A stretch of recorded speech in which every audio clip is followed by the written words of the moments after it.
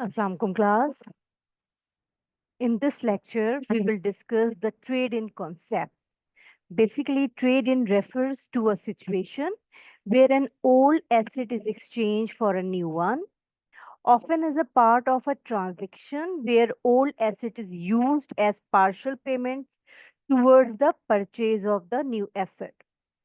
So, before starting the practice questions, we should know one very important term used in this concept, that is the trade in allowance. What is trade in allowance? It is the value of the old asset that is being traded in, or in other words, it is the amount that the seller of a new asset is willing to give for the old one. So, in order to determine gain or loss for a trade in transactions, two rules must be learned. First of all, if trade in value or trade in allowance is greater than the book value of an asset, then the gain is recognized. And on the other hand, if trade in value is less than the book value, a loss is recognized. So let's get started from the book Financial and Managerial Accounting by William Haka Bettner. And in this particular lecture, we will cover exercise number 9.7. So here it is the Excel sheet, and this is problem exercise 9.7.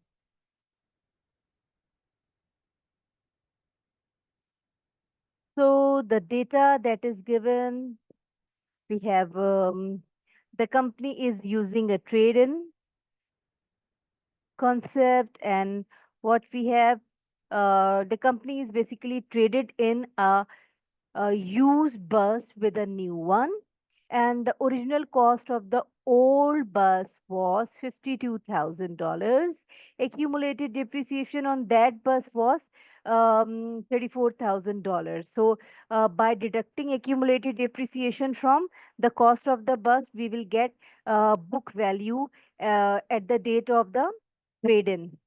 The new bus cost is given, which is $65,000, and the trade-in allowance is $10,000. So, what is the trade-in allowance? We have just discussed that trade-in allowance is the amount that the seller of the new asset is willing to give for the old one. So, trade-in allowance is also given.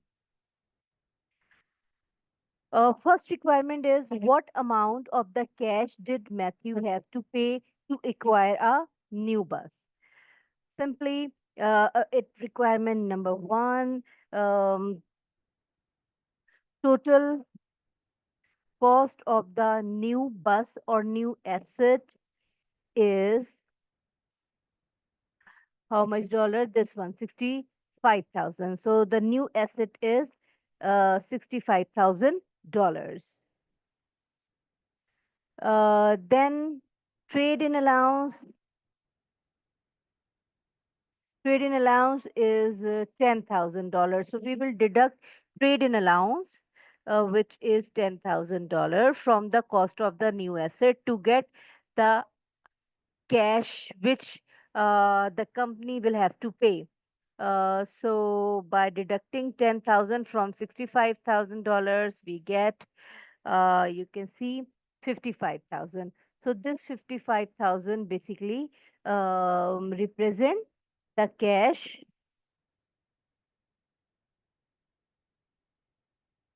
payment from the Matthews company. So here you can say this is the answer of requirement 1, total cash paid. The second part is compute the gain or loss on the disposal of the on the disposal for financial reporting purpose. So first of all, we will have to find out the book value, and we will get it by deducting accumulated depreciation from the cost of the asset. So cost of old asset is given, which is $52,000. This is 52,000. Then we will deduct accumulated depreciation on it, which is also given 34,000. So 34,000. The book value would be 18,000. So this is your book value. Book value is, now we will deduct less trade in allowance, which is given here, it is 10,000. So we'll deduct it from the book value, 10,000. So total amount is 8,000. So is it loss or gain? We have just discussed at the start of this lecture that this is loss because trade in allowance is lesser than the uh, book value of the asset. So this is loss on trade in.